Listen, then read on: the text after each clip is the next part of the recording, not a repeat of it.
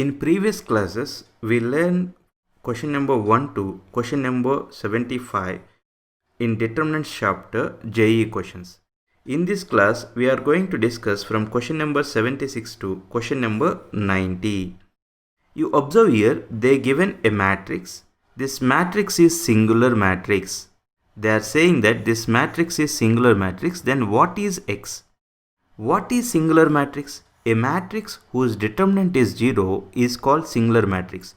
A matrix whose determinant is not equal to 0, then that is called non-singular matrix. Here they are saying that the value of this determinant is 0 as it is singular matrix. See here, I calculated its determinant, I written equal to 0.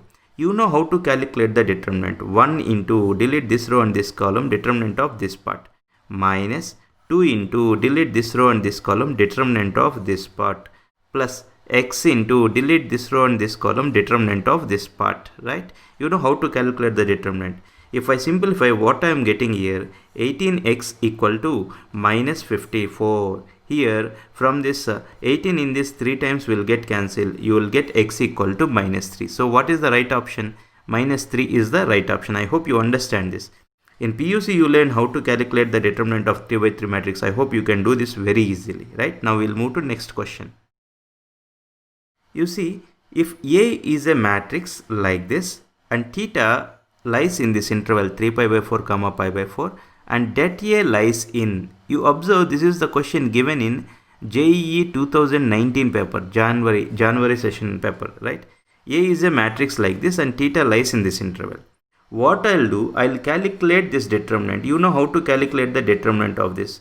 Simply, you just go with the first row. You will get 2 into 1 plus sin square. I am not calculating this because in complete determinant chapter, you clearly learn how to calculate determinant of 3 by 3 matrix.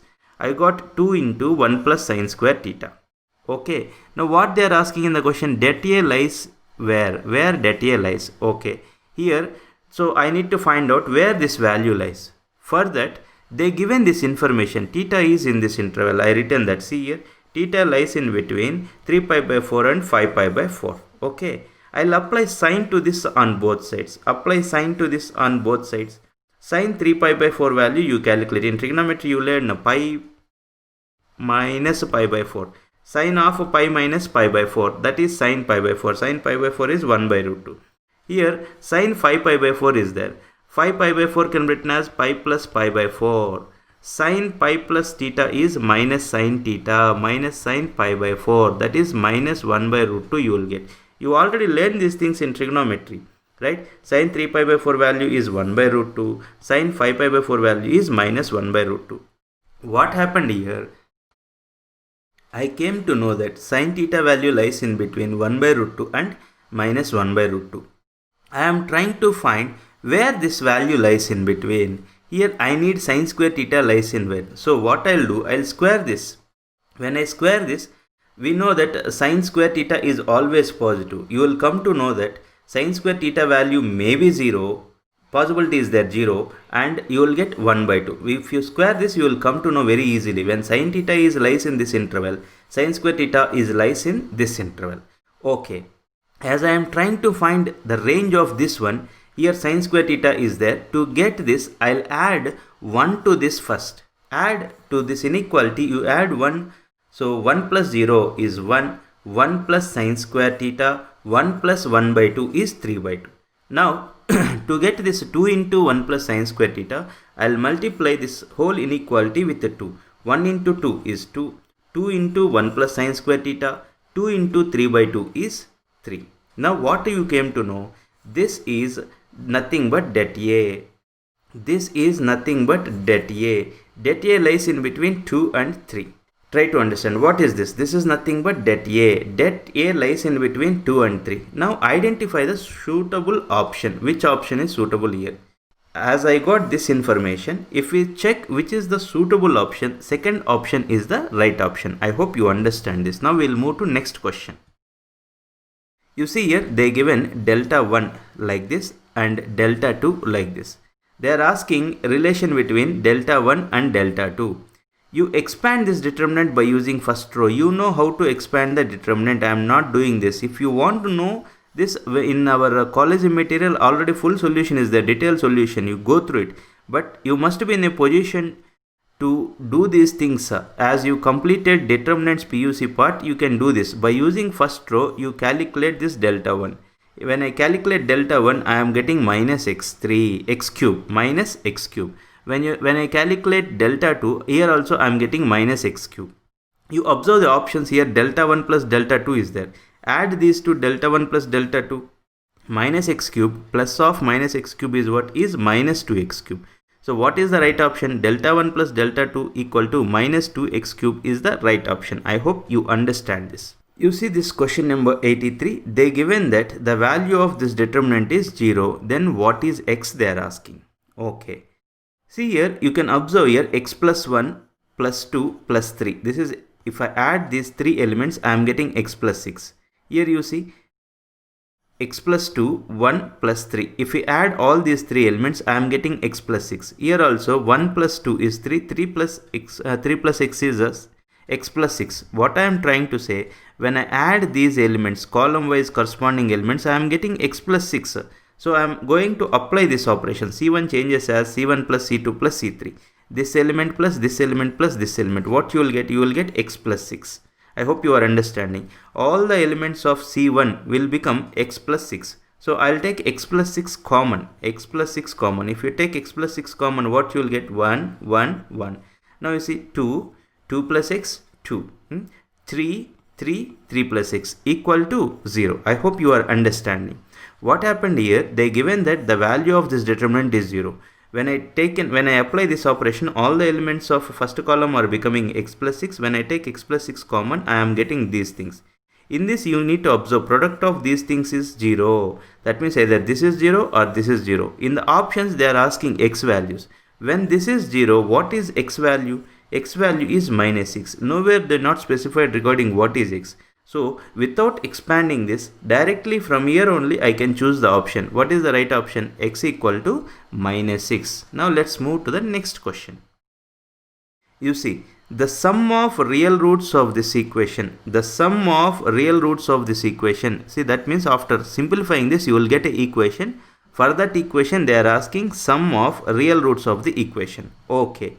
What I am doing here, I am expanding this determinant by using first row. After simplification, you will get x cube minus 7x plus 6 equal 0. You know how to expand this determinant. X into determinant of this part minus of minus 6 into determinant of this part plus minus 1 into determinant of this part. In PUC, in almost all everywhere we used this. You expand this determinant, you will get like this, x cube minus 7x plus 6 equal to 0. You see, this is the formula we have in theory of equations. See, this is the cubic equation. In this cubic equation, sum of roots, formula alpha plus beta plus gamma, sum of roots is minus b divided by a. For this, sum of roots is minus b divided by a. So here, when I apply for this equation, when I apply this formula, sum of roots, it is a cubic equation. Sum of roots means alpha plus beta plus gamma equal to minus b by a. Here minus b means x square coefficient. Here x square coefficient is what? X square coefficient is 0. 0 divided by 1 is what? 0 only. So from this only we can say the sum of real roots of this equation is 0. So what is the right option? Third option is the right option. Now you see question number 87. They given that the value of this determinant is 0. Then a is a cube of 1, a by b is a cube of minus 1. Like that options are given. I have not written all the options.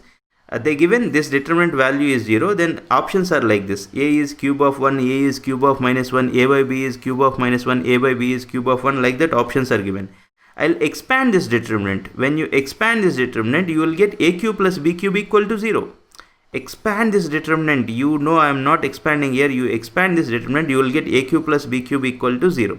Right? From this, a cube equal to minus b cube. From this, a by b whole cube equal to minus 1. What you came to know here? A by b is cube root of minus 1.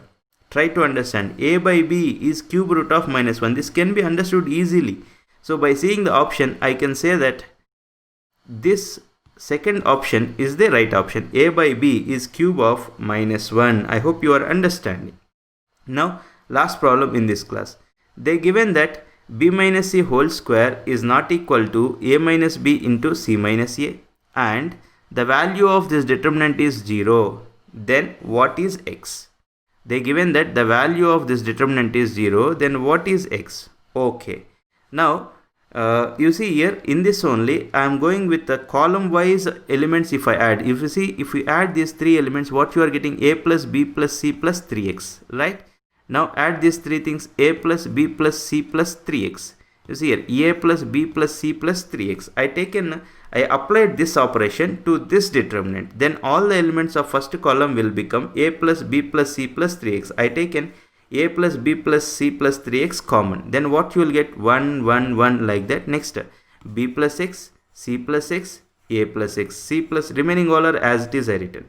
Now from this only, as I got this step here and options, by observing the options, I came to know that here only I can guess the answer. Here product of two terms is 0 means either this term is 0 or this term is 0. If this term is 0, what happens? See, you take a b, c to the right hand side, you will get minus of a plus b plus c. And here 3x equal to minus of a plus b plus c. What is x? X is minus 1 by 3 into a plus b plus c. I hope you understand. See, it's all about practice. Whatever the homework problems I given from question number 1 to 90, I request you to please go through all these problems. Every day practicing 15 questions is not a big thing. But if you postpone this work, on Friday you realize that Sunday exam is there, we need to prepare, means at that time you may feel it is very burden. So every day I am trying to complete 15 questions. In that 5 to 6 questions homework will be there. Please practice those questions without fail.